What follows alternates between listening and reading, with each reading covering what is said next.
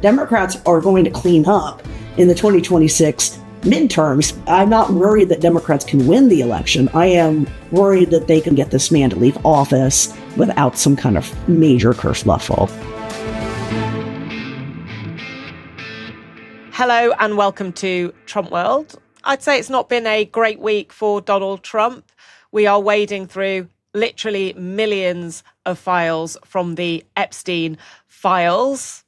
There's been a lot of criticism of his administration for their lack of transparency in releasing them. He is named literally thousands of times in them. He insists that there has been no wrongdoing, but clearly that has been very difficult for him and the administration. On top of that, he's had to back down over the kind of ice surge that we saw in Minneapolis and across Minnesota. He also had to claw back from basically threatening to invade Greenland. And there is a lot of people here who are worrying a lot about the cost of living and do not think Donald Trump is doing enough to fix it. And who also think that he's a bit less America first and a bit too much America fights. He is sending an armada to Iran, where there could at some point be an American strike. We've seen a huge focus on foreign policy, and I hear more and more people here saying, why is he not focusing on the domestic side of this?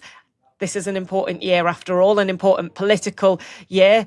I tell you every week, a week is a long time in Trump world. Well, how about 9 months? Enough time to create a baby, but is it enough time for the Democrats to put together a strategy that will actually hurt Republicans on November the 3rd in the midterms? That's what this year is about. I'm going to be speaking to a Democratic analyst and data expert in the first half of this podcast to see how much hope the Democrats have when it comes to the midterms. And then after that, I'm going to be speaking to not Matt this week, but my colleague Chris Schliemann, who is behind the scenes here in Washington, D.C. He is our picture editor, and this week marks 40 years that he has been doing that job on the front line of this crazy story. Now, Donald Trump has kicked off the midterm year with a speech in Iowa where he talked about how much those elections mean in his eyes. So even if it's a Democrat or Republican, whoever wins the presidency has a hard time with the midterm. If we lose the midterms, you'll lose so many of the things that we're talking about, so many of the assets that we're talking about, so many of the tax cuts that we're talking about, and it would lead to very bad things. We got to win the midterms.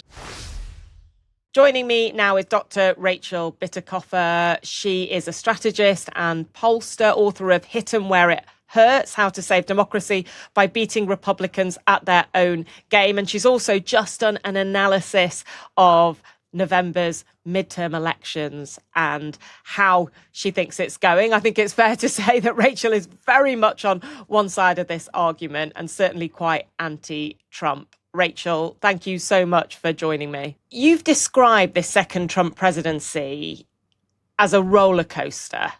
And I'm certain it feels like a roller coaster ride, an emotional one for a lot of the people who, you know, oppose Donald Trump.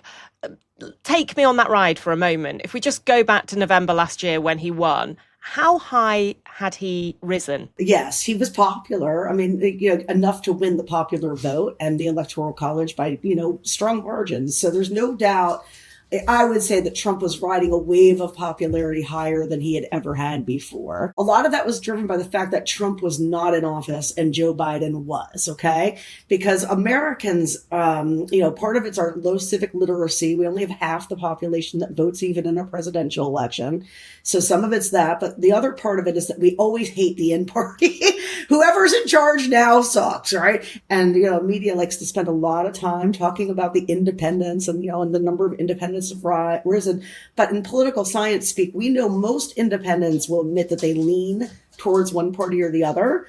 And if they do say that we can anticipate their vote choice just like a partisan voter would be able to, right? So those independents, they always hate what's in office. That being said, they really hate what's in office now. I mean, they're starting to kind of see the difference between like a hypothetically bad government, which is, in American system, no government is perfect, but it's until now been reasonably stable. I know what you're saying, like the American system half the country is disappointed. But half the country was really disappointed this time, right? Because the gap between where Donald Trump was and where those who oppose him are and were is massive.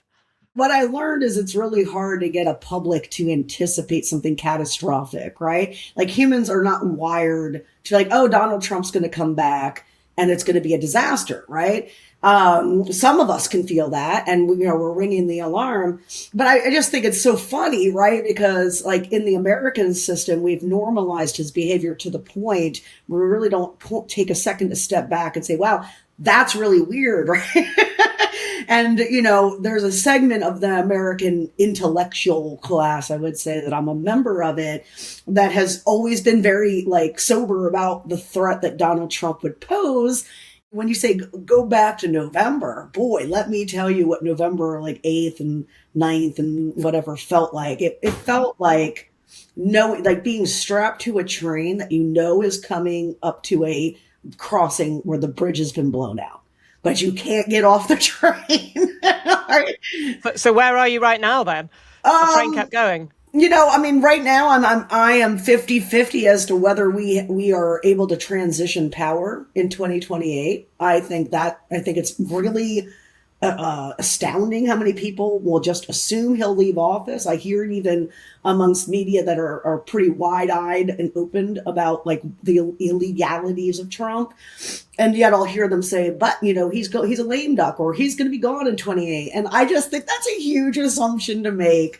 It's a load to bear. I think there's a segment of us that have been with this, from the moment he went down the escalator. I was like, ooh, that's bad. Because I know voters and they're going to like this. They're going to love this idea that, this, racist and bigoted language that he's selling. They're going to love it.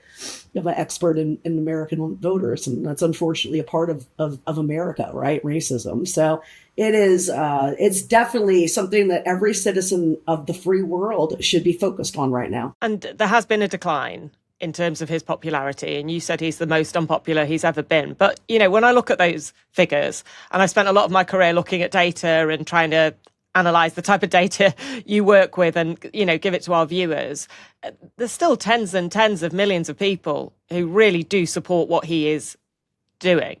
How big has the decline been? Okay, let me be clear. Where is he declining? He's a binary choice environment, so it's a lot of these independent, soft Republicans who are like, oh, Biden's old, I'm going with this guy, right? So when I say that his popularity is declining, it's big time declining amongst independents. So you could see that, and I just put out my 2026 midterm forecast yesterday, where I talk about this massive backlash. The thing that first brought my work onto the national stage in 2018 was forecasting the midterms, the first midterm after Trump. And Trump backlash, you got it right, is bigger. Yes, and I was right. And I'm right now. What's happening now is that the electorate has serious buyer's remorse. The problem with that is we're going to see a strong performance from Democrats in these midterms. In fact, we just saw a district here in Texas. Texas has one of the most strict and painful voting systems. The Republicans make it hard to vote there. And even then, with a purely Republican administered election, the Democrat not just won a district that Trump had carried by 17 points, but overperformed even that. It was really a 30-point swing, right? So he's in trouble where he's never been in trouble before. And that's amongst some soft, independent Republican leaners, okay? And that's a very positive sign. So, here's the thing. I'm good news, bad news. I got great news for everybody.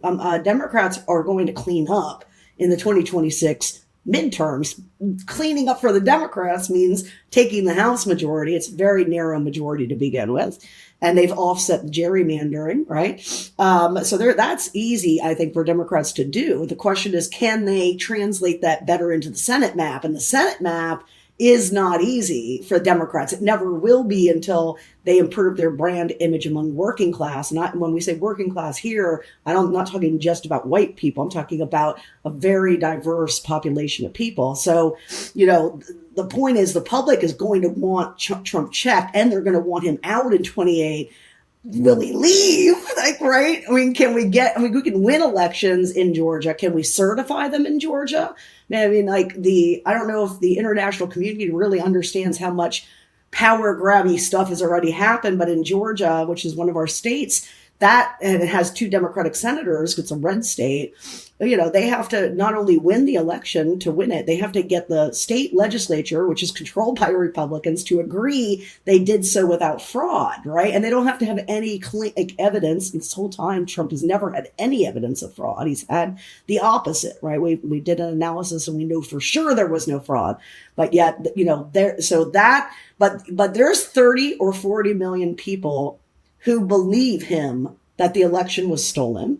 They believe, and he's now this week talking about nationalizing elections. Yep, and they love this stuff. In fact, some of the breakage that we see is not from Renee Good and Alex Pretty getting shot doing peaceful observing. Okay, it's from from the far right. When he pulled out of Minnesota, it was a betrayal, right? They in their opinion, it's not tough enough. And I just think it's very important for people to realize the Trump base is not all of America. Again, half of us didn't bother to vote, right? So it's definitely not half of America. The American electorate, it is half of.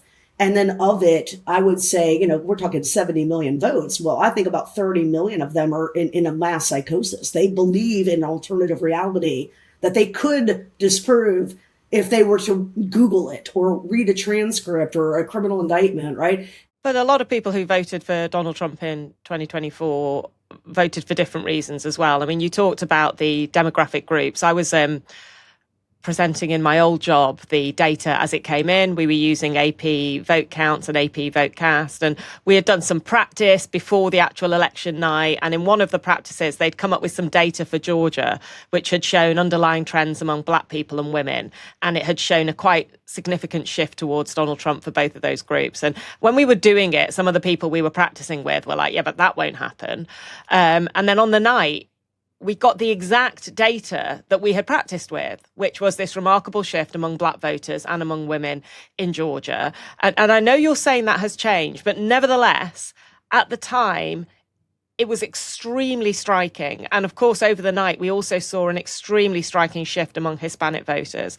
And ultimately, what happens this November and what happens in 2028, presumably for a candidate, if it isn't Donald Trump trying to stand himself, who is in Trump's image, is whether or not those groups shift back. How striking is the move back away from, for example, Hispanic voters? Striking. I mean, we already see it, right? So again, I mean, one thing that got me into trying to bring political science more into the mainstream is things like that, right? Like, okay,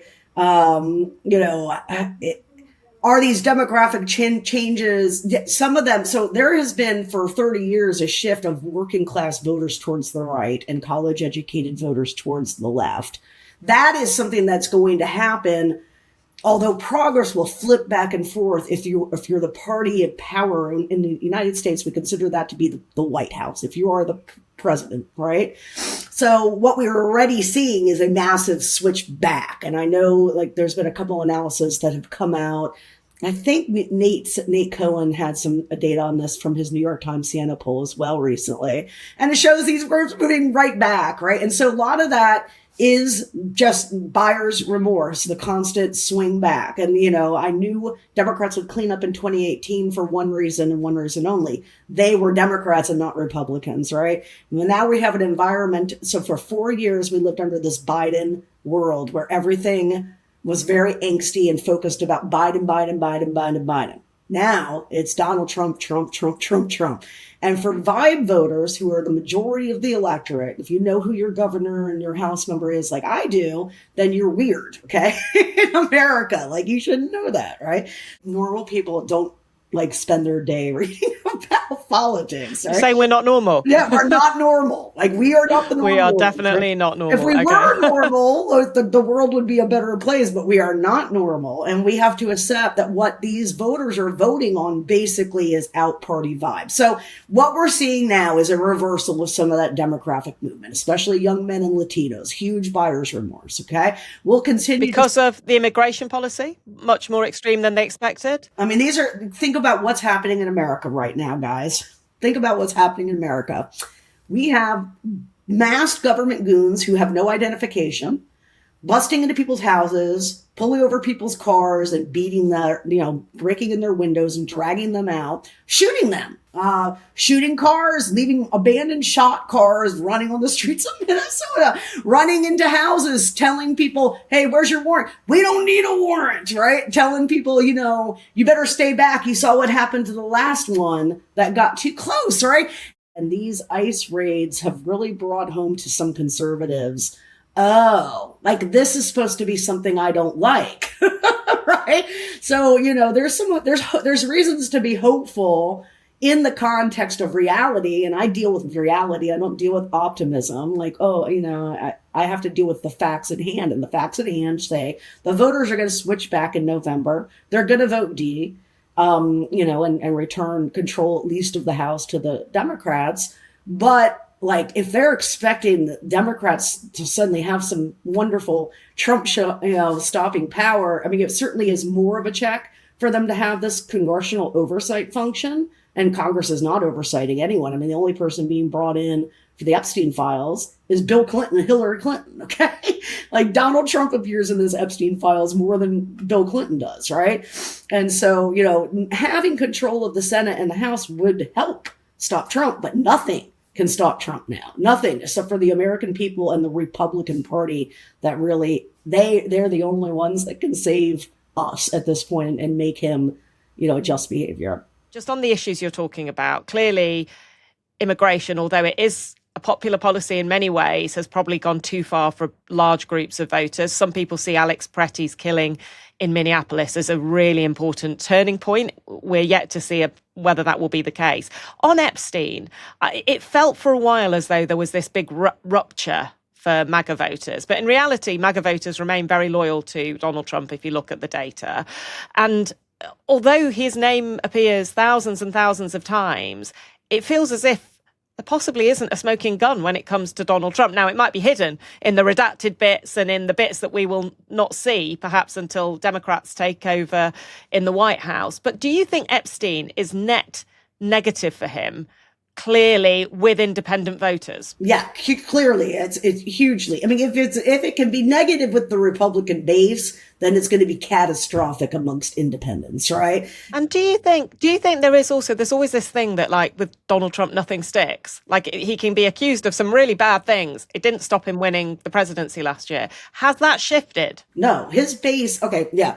So let me say, like, of the Republicans, most of them are going to be 90-10. I mean, the entire time Donald Trump was in the first term, he had a 90% approval rating among Republicans. Okay.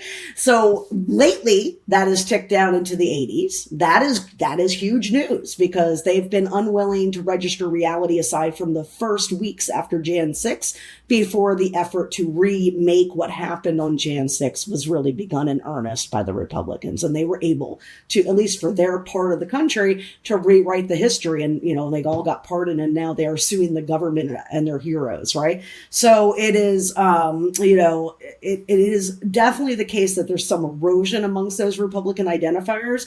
But yeah, to answer your question, those folks will follow Donald Trump through anything. Like anything he wants to, they will never part with him. And in fact, whatever happens, there's a psychological tool for Trump and his cult to use to discount it and to justify whatever behavior he might do. So waiting for those folks to wake up is not an option. The only real option is to hope that the tuned out American middle who wants no politics, they hate it. They don't want to listen to it. They don't like it. Politics, you can ignore politics to when it's functioning, right? But when a system is collapsing like ours is, and it is a collapsing democracy, no doubt about that, government becomes noticeable when it's bad, right? And so, our best hope is that people will realize, oh, actually, I had it pretty good. Like America we were respected in the world. We could travel somewhere without having to worry about being booed. Or blackballed from a Canadian restaurant because... I mean, you say that, but also we've seen world leaders bend over backwards to try and say how much they love Donald Trump. I mean, it is kind of interesting to see how the world is reacting to... They have to. But the reason you see world leaders capitulate to him, I'm going to tell you, is because of the size of the United States military. I mean, guys, we can't have, like, the world together would have trouble standing up to the United States armed to the capacity that we have allowed the United States to become armed to. And we did that as the idea of being like the protectors of freedom and a stabilizing force in foreign events. But Donald Trump has inherited a machine that can be used for other purposes, right? And he's already shown us an incline to do, or an impulse to do that. He went to Venezuela and did a coup, did a coup. That's crazy, right? He was blowing up boats in the water. He threatened Greenland to the point where our allies had to deploy forces to Greenland to protect Greenland from America, right? Like, it sucks. It really sucks. But it's important for people to know that not all, half of America did not vote for this, quite literally.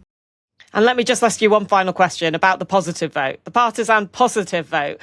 Going around the country talking to people, it is clear to me that the Democratic brand has taken a real kicking. And actually, although I think the cost of living could get Donald Trump into trouble, a lot of people still blame Democrats for the state of the economy, whether that's fair or not.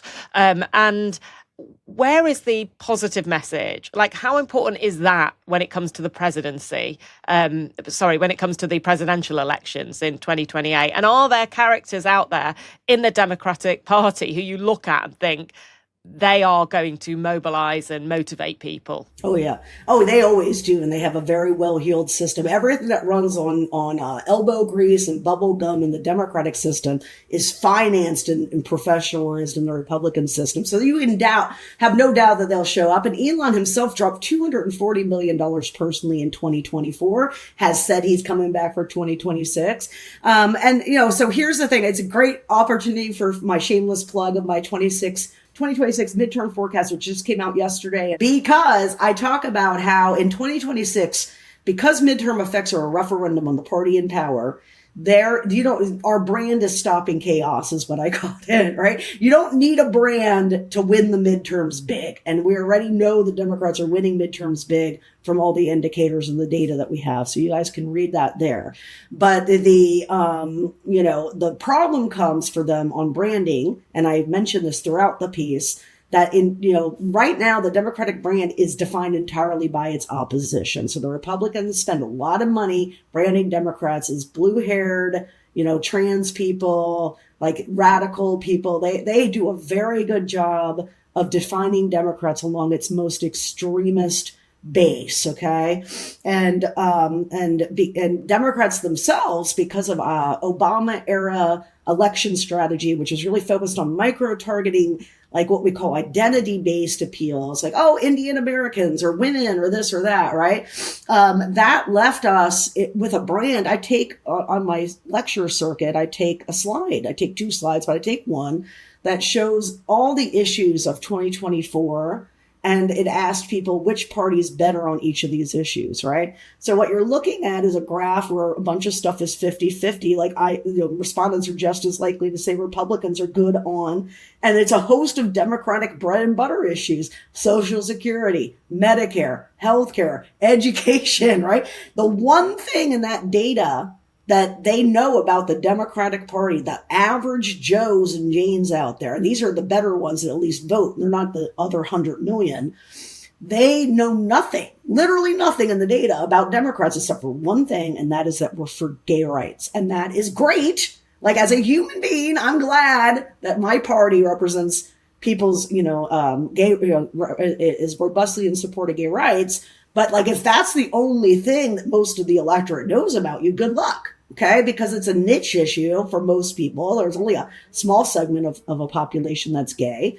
And although we made it really, really big in social media on the progressive left, like, it's not an issue that is on top of mind of voters. So the point of it is the brand issues remain. It is not consequential for 2026. It will be consequential in 2028. That said, can you imagine where we'll be in 3 years? What I always tell people is, like, this is not in 3 days.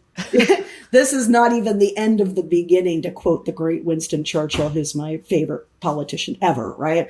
We're not even at the end of the beginning, guys. I hate that. And I hated knowing that through the election. I hated knowing it, on November through 2024 in that winter. But the fact of the matter is, if you think things are bad here now, it's just getting started. It's going to get much, much worse. And like the point of that is, I think there's going to be huge appetite against Republicans in 2028, an advantage Harris didn't have. She was the in party, okay?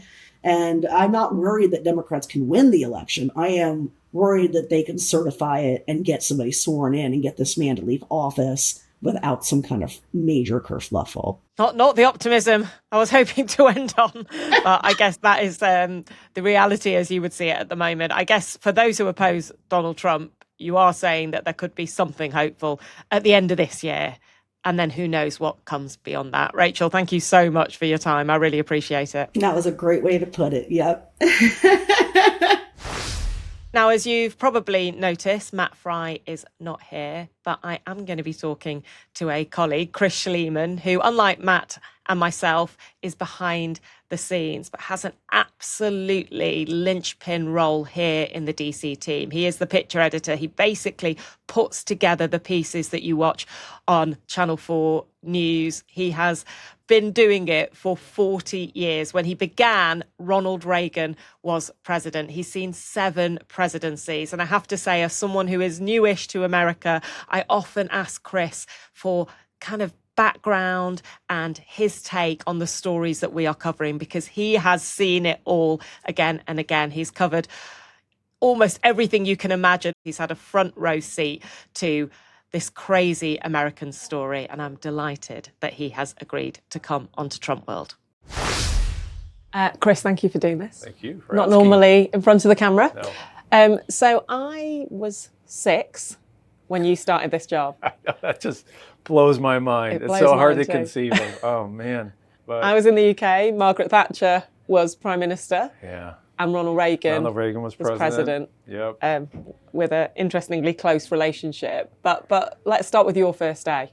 Yeah, it's my first day. I was 27 years old. I came in the bureau. I've been hired just to come in that day. And it was going to be a normal day for a space shuttle launch. Like, there'd been a bunch of them, so no big deal. They weren't even going to record it. And the guy I was working with said, oh, let's record it anyway. And it took off and blew up. And at first we didn't understand what it was. We thought maybe that was just the rocket boosters coming off. And then we realized what had happened. And they're like, get on a plane now, go to Florida. You're going to go cover the story. I'd never done anything like that. I'd never worked remotely. I'd never put an edit pack together or whatever. And it was big machines back then, these big. So we went and with who? I went with, well, Jon Snow came later, but Jon Snow, the famous Jon Snow, and a couple other camera people that were working then. And I was scared, but I was excited. And I was sad because, these people had just lost I remember it, actually. I remember seeing it as a child. It's one of those things really, like you really remember sad. Yeah. where you were that day. So we went down to the Kennedy Space Center and covered that story. And I don't think we ever went to bed for like 2 days, 3 days maybe. And like I said, I'd never put an edit pack together, never used a microphone like that, any of those things, but we figured it out. And then they said, get on a plane and go to Houston to the Johnson Space Center, because that's where they were going to have the memorial service. And Jon Snow flew down for that. And we did a live show from there, which I had never done before, and got to work with John, which was amazing. What was he like? He's such a bubbly, interesting guy, and he was, so important in British television, and I just felt so honored to get to work with this guy. But he was just a regular guy, which is why he was so endearing. And that was my first day, and has it remained around that pace? It's been crazy ever since. It's unbelievable. 7 presidents. 7 presidents, yeah. Including all the elections that came with it. Yeah. Who has been the most interesting? There's 2 answers to that. I think the most fun, or what brought out the most joy, was covering Barack Obama, because we went out with him in Iowa when he first started, and there was no one following around. It was me and maybe another news team. That was it. So we got really good access with him, because somebody's like, who's this senator from Illinois? He's got no chance. It was going to be Hillary Clinton. And then we went, the night of the election, we were in Chicago, because that's where his party was going to be. and we had access to the polling data and knew that he had won before everybody in the crowd knew. So we got out there and had our cameras on the people when they announced it. And there was just so much joy and happiness. And you knew that it was just a different era, it feels like. That and it felt like a campaign was turning fun. point. It felt like a turning point. A black man had been elected, you know, a black woman was first lady. He had 2 little girls, African-American girls. And there was just like joy. You know, his whole campaign was hope and joy, right? And it didn't last very long, sadly. It just didn't last very long because he just ran into all these headwinds in Congress. So, and some people see that as a turning point to what came later as well. Yeah, so the other thing, you asked me about the most interesting president. Interesting, yeah. Yeah, so it's got to be Donald Trump. It just has to be. And in 2016, when we were doing that election, you know, it was Trump or Hillary. And in the D.C., New York bubble, Hillary was going to win, right? Because we're all in this bubble. There's no way this guy can win. But when we were out west, I remember this so clearly. We were in Las Vegas, Nevada, and we went to a Trump rally, and we got there fairly early. And the line was like a mile long to see this guy. He wasn't really high in the polls yet. And when we started talking to people, and they were all saying, you know, they all had maybe 2 or 3 houses, 3 cars, a pension, but they were angry. They were just angry, and they weren't even sure why they were angry. But he tapped into that. You know, they were angry about immigrants. They were angry about somebody's getting something for nothing, and I worked hard my whole life. And we came back from that trip, and I said, he's going to win. When was that? That was 6-7 months before the election. And the other weather vane I use is yard signs, you know, like vote for Trump, whatever. Yeah. And everywhere we'd go, we see Trump signs. Not one Hillary Clinton sign anywhere. And that just was a good indicator that, you know, he tapped into something and he was going to win. And we were right. And all the pundits, it's probably a little like Brexit, you know, it surprised everybody. We weren't surprised that he won. Is it different in terms of the access that you get? Is it different in terms of the type of stories you want to follow? Yeah, access, that's really interesting. Like, I remember pinning a microphone on Bill Clinton. I would never get that close to Donald Trump now. Yeah, they are so good at spin and putting out the message that they want to put out. It's hard, and it's hard for us as British broadcasters to crack into that. We do the best we can. You know.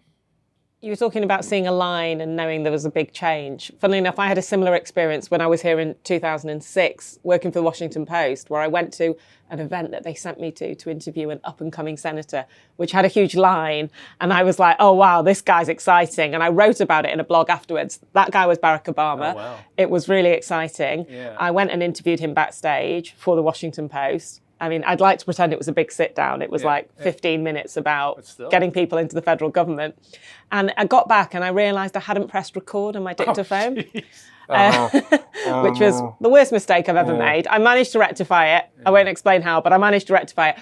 Have you ever had situations like that? What's the kind of most moment where something's gone wrong? I mean, the most moment for me is every day, because we have a deadline, you know, like in the UK, our show goes on at 7, which is 2 o'clock local here in DC, which means we have to finish by 1. So we're working pretty much from 9 to 1, 5 hours maybe, to do a story that's going to be on the nightly news, many times a lead story.